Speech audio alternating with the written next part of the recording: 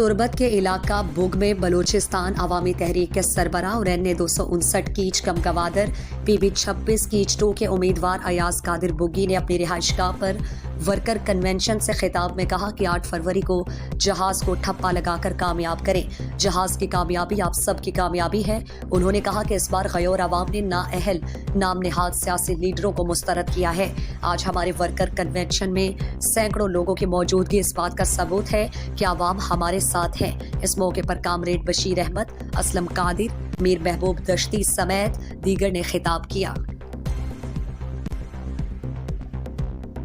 वाजा डॉक्टर मालिक साहब गुशी के मत तालीमी निजाम प्रमोट पता कीचे तो का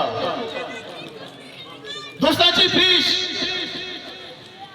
के ही तालीमी निजाम है आके गप्पा जा आ यूनिवर्सिटी गप्पा जन गए के यूनिवर्सिटी और था यूनिवर्सिटी चुके में बाद टाइम में कुछ तक यूनिवर्सिटी हुआ जाए कारकर्दगी नहीं। मज़ीद दिलचस्प मालूमात और खबरों से आगाह होने के लिए Gedrosia point Facebook page, Instagram, Twitter को फॉलो और यूट्यूब चैनल को सब्सक्राइब करें। बेल आइकॉन बटन दबाना ना भूलें